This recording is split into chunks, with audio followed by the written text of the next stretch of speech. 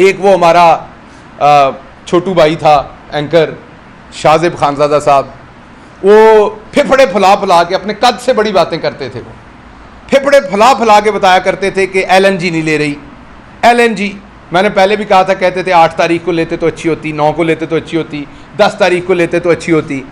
तो उनको मैंने ये बताना है कि पाकिस्तान तहरीक इंसाफ ने तकरीबन 90% जो रिक्वायरमेंट थी LNG की, उसकी 90% LNG खरीदी थी। 12 में से 11 हमने खरीदी थी। जो उस वक्त की मैं बात कर रहा हूं जब LNG पूरी दुनिया में मिलती नहीं थी, कंपनीज भाग रही थी LNG सप्लाई करने पे। उस टाइम हमने वो LNG खरीदी थी। और आज जब पूरी दुनिया LNG दे रही है, मौजूद है, मैं कोरोना के ज़माने की बात कर रहा हूं, जब हमें मिल नहीं रही थी, हमारी रिक्वायरमेंट 12 की थी, हमने 11 ली थी। एक ना लेने की वजह से, एक कंसाइनमेंट ना लेने की वजह से वो उनके फेफड़े फट जाने लगे थे, इतनी हवा भर भर के वो बात कर रहे थे। आज 100% जो रिक्वायरमेंट है वो नहीं ली जा रही। ये आजकल तो बारिश हुई है तो इसलिए आपकी लोड शेडिंग नहीं हो रही। जुलाई में जो आपके साथ होने जा रहा है वो आप सबको पता चलेगा, क्योंकि 4 आपको वेसल्स की रिक्वायरमेंट है, उसमें से कितने लिए जा रहे हैं? 0। मैं उंगली ज़रा पकड़ लूँ, बाजी मरियम वाला काम ना हो जाए, उंगली नहीं उठानी। 4 मतलब स्कूल में टीचर बताते थे उंगली ऐसे से करके बदतमीज़ बच्चा बात करता है। तो 4 में से कितने? 0। और एक चीज़ का मैं क्रेडिट दूंगा यहाँ पर माजरत के साथ कि, और क्लैप भी करूँगा बाजी मरियम औरंगज़ेब पे। बाजी, you are a good learner. मैं आपका बहुत शुक्रगुजार हूँ कि 3-4 प्रेस कॉन्फ्रेंसेस में बताया मैंने कि आप उंगलियाँ घुमाती हैं। कल की प्रेस कॉन्फ्रेंस में आपने बिल्कुल उंगली नहीं उठाई। आप देख सकते हैं 2 दफ़ा आप उठाने लगी, आपने नीचे कर दी। तो thank you so very much, you are a good kid, you really learn fast and I really appreciate कि कम अज़ कम आपने अपनी कोई एक गलती सुधारी है। बहुत ही बदतमीज़ लगती थी बाजी, मैं आपको सच में बता रहा हूँ, इतनी बदतमीज़ लगती थी आप कि आप अगर कोई मर्द होता तो मैंने और लफ्ज़ इस्तेमाल करना था, आप क्योंकि हमारी बहन है तो आप बहुत बदतमीज़ लगती थी। एक आपकी आंखें बाहर होती थी और एक उंगली बाहर होती थी, तो बहुत बदतमीज़ लगती थी आप। तो thank you so much for the good learning. अब आगे चलते हैं जी। एक रेस चल रही है, बहुत ही तेज़ी से रेस चल रही है, और उसके लिए मैंने 1-2 डोनर्स के साथ बात की है। हम जल्दी इंशाल्लाह एक सोने का ताज बनाएंगे, वो डोनेशन देंगे। 3 लोगों के दरमियान रेस चल रही है। नंबर 1 पे हमेशा हमारी बड़ी वाली बाजी मरियम सफदर हैं, पीछे बाजी मरियम औरंगज़ेब हैं, और आप मिफ्ता इस्माइल भी पीछे दौड़ रहे हैं कि झूठ बोलने में आगे कौन निकलेगा। तीनों के दरमियान में एक बेहंगम रेस है और जल्दी इसका फैसला होगा मेरा ख्याल, और होगा तो उसको ताज पहनाएंगे। 1-2 डोनर से मैंने बात की है कि वो सोने का एक ताज बना के पहनाना है कि इनमें सबसे बड़ा झूठा कौन है। अगला, हमें फेफड़े फैला फैला के कुछ लफाफे बताते थे, और पाकिस्तान के अंदर जो नून ग्रुप है वो भी बताता था कि आप आइसोलेट हो गए। चाइना ने 17 मुल्कों को अपने मुल्क में बुलाया, जिसमें ईरान और इंडिया भी शामिल थे। उन 17 मुल्क में पाकिस्तान का नाम शामिल नहीं था। पंजाब स्पीड नहीं था बेचारा। पता नहीं चाइना वाले डर गए कि उधर स्पीड में ना निकल जाए कहीं आगे। बुलाएं चाइना, स्पीड इतनी हो किसी और मुल्क ना जा पहुंचे। स्पीड ज़्यादा ना, रुकता नहीं है, सुबह 7 बजे उठ के निकल पड़ता है। तो पाकिस्तान को नहीं बुलाया। हमें बताया जाता था आप आइसोलेट हो गए। अब मैं याद करा दूं कि कोरोना के बाद जो पहले हेड ऑफ स्टेट्स मिले थे 3, उनमें इमरान खान एक थे, चाइनीज़ प्रेसिडेंट के साथ। अब मैं दोबारा याद करवा दूं आपको कि आफ्ताब इकबाल साहब पाकिस्तान के एक बड़े माने हुए नाम हैं, सीनियर सहाफ़ी हैं। उन्होंने अभी एक इंटरव्यू लिया था जो बहुत देखा गया पूरी दुनिया के अंदर। उसमें आफ्ताब साहब ने पूछा था कि चाइना ने कोई एहतजाज नहीं किया। तो आफ्ताब भाई, चाइना इस तरीके से एहतजाज करता है, ये चाइना ने एहतजाज ही किया है।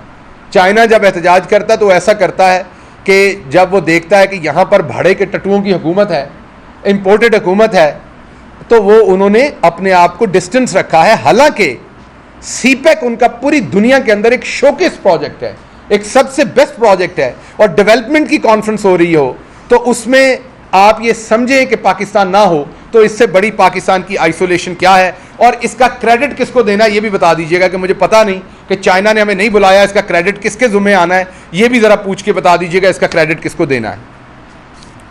उसके बाद अगली बात मैंने करनी है, आपने कल सवात के अंदर इलेक्शन देखा। सबसे पहले मैं मुबारकबाद देता हूँ मुराद सईद को, CM KP, क्योंकि वो सवात से हैं दोनों, उनकी पूरी टीम को, जिस तरीके से उन्होंने वहाँ पर एक इलेक्शन लड़ा। 13 जमातें एक तरफ थी, मतलब पूरी पाकिस्तान की सियासत एक तरफ थी, और पाकिस्तान तहरीक इंसाफ अकेली एक तरफ थी। सीट ये पहले जीती हुई थी ANP की, और उसके बावजूद एक वाज़े बरतरी के साथ पाकिस्तान तहरीक इंसाफ ने वो सीट जीती, जिससे अवाम का वाज़े पैगाम आया कि वो इम्पोर्टेड हुकूमत से निजात चाहती है। इसके साथ मैं दूसरी बात करना चाहता हूं कि आप अगर देखें तो इलेक्शन सिंध में भी हुए 2-3 दफ़ा और कल केपी में भी हुआ। केपी में किसी को एक कांटा नहीं चुभा, किसी ने चूं की आवाज़ नहीं निकाली कि हमारे साथ कुछ गलत हुआ, किसी मीडिया ने कोई धांधली, कोई रियासती वसाइल का इस्तेमाल किसी ने नहीं बताया। और दूसरी तरफ सिंध में क्या अंधेर नगरी थी, कितने हज़ार के करीब तो लोगों को अरेस्ट करके इलेक्शन ही नहीं लड़ने दिया गया, अगवा कर लिया गया उनको। तो एक तरफ सिंध है, वहाँ कोई और कानून है शायद, और एक तरफ ये है, इलेक्शन कमीशन को भी नज़र नहीं आ रहा। अवाम लेकिन देख रही है कि जब केपीके में इलेक्शन होता है तो किस तरीके से ट्रांसपेरेंट और फेयर होता है, और जब सिंध में होता है तो किस तरीके का इलेक्शन होता है। एक पाकिस्तान ये है, एक पाकिस्तान वो है जहाँ इमरान खान की हुकूमत है। उससे आगे मैं बात करूँगा, कल बाजी ने दोबारा बात की है, कल परसों में वीडियो खेलना है। बाजी जी, मेरी प्यारी मरियम बाजी, आप ऐसा ना करें। आपको कुछ लोग ज़ाहिर बात है लीडर भी मानते हैं। आप अपने बच्चों की वालदा हैं, आप अपने वालदैन की बेटी हैं, आप अपने नवासियों की नानी हैं, आप किसी की खाला हैं, आप किसी की फुफ्फो हैं। बहुत हमारे लिए भी, हमारी भी बड़ी हैं आप, बहुत इज्जत के मर्तबों पे हैं आप, और हम आपका एहतराम करते हैं औरत होने के नाते।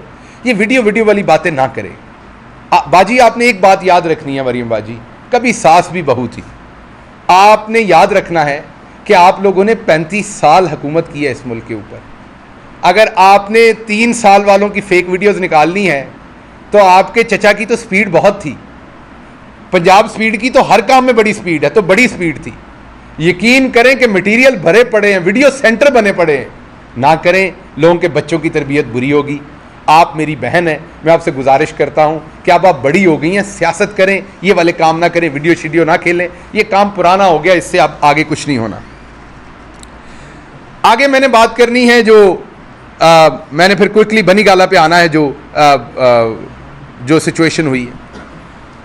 इलेक्शन कमीशन ऑफ पाकिस्तान ने एक गैर आइनी काम किया, दोबारा आइन लिखने की कोशिश की गई। एक ऐसा काम किया जो पाकिस्तान के आइन और कानून के खिलाफ था। एक ऐसा काम किया जिसमें दिन दहाड़े डाका मारा गया, बार बार उनसे इल्तिजा की गई लेकिन नहीं सुना गया।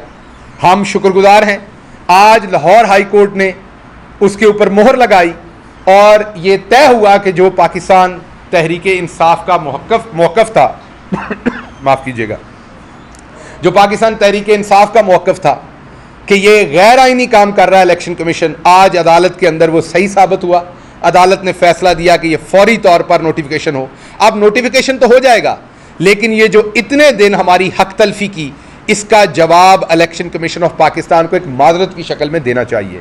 मैं उम्मीद करता हूं वो हमारे खिलाफ एक पॉलिटिकल पार्टी नहीं बनेंगे और अब जाके अगली अदालतों में अपीलें दायर नहीं करेंगे, बल्कि इस पर माजरत करके फौरी तौर पर नोटिफिकेशन जारी करेंगे, क्योंकि ये एक गैर आइनी काम है जो वो करने की कोशिश कर रहे थे। क्यों कर रहे थे ये उनको पता है, उनके रब को पता है, और उहदे नाल नाल बूटे नूं भी पता है, तो पूरी पब्लिक नूं पता है।